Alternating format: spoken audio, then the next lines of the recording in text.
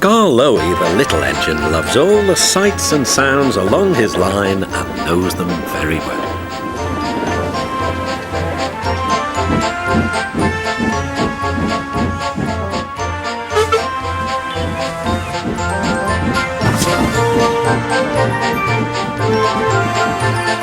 One morning, soon after he returned from being mended, he was enjoying his journey more than ever before.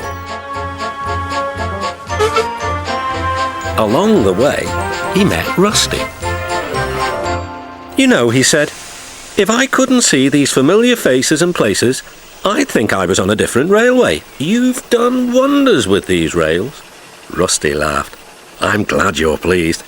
Manager said let's mend the track so well he won't know where he is. And we did. And you didn't, if you take my meaning." Skarloey liked this hard-working diesel. "There's still one bad bit," warned Rusty. "Just before the first station, an engine might come off there, particularly Duncan. He will rock and roll along the line. Look at him right now. I shouldn't like his passengers hurt." "What about me? I'm a plain-speaking engine and I believe in plain speaking.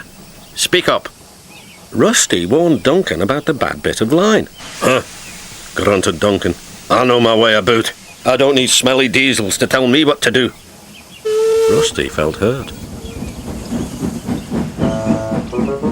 Duncan banged about the yard. Then he clattered crossly to the station. James was already there, waiting for him. "You're late," he snapped. "I know," said Duncan. "It's that smelly diesel's fault. Rusty tries to teach me how to stay on the rails and then goes off leaving me to find my own cultures." "You poor engine," sympathised James. "I know all about diesels. One crept into our yard and ordered us about. I soon sent him packing." Duncan was filled with admiration. He didn't know that James was boastful and sometimes didn't tell the truth. "Send Rusty packing, send Rusty packing," snorted Duncan. He climbed the hill furiously. "Well done, boy. Keep it up," encouraged his driver. Soon they were near the first station. Duncan was pleased. Nothing's happened, silly old diesel. Clever me." And he rocked and he rolled along the line. "Steady, boy," checked his driver, but it was too late. "Sleepers and ballast. I'm off." And he was. "I warned him," said Rusty, "but all he did was call me names." The little diesel refused to move.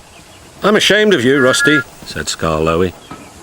"Think of the passengers. What are they going to do?" "Oh, I'd forgotten them. Yes, of course. We must help the passengers." And Rusty roared into life.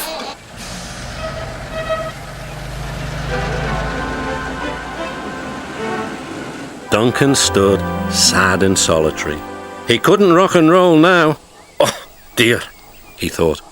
"Everyone will know how silly I am." The passengers had to get out and help too. They weren't very pleased about that, but worked as hard as they could. They carefully levered Duncan back onto the line.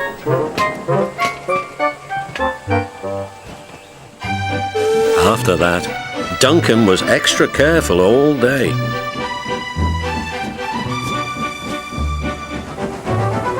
At last, evening came. "Rusty," he whispered, "thank you for helping. I'm sorry I was rude to you." "That's all right, Duncan. I wish all diesels were like you. Let's be friends." "Suits me," replied Rusty. "We'll mend that bad bit of rail first thing tomorrow."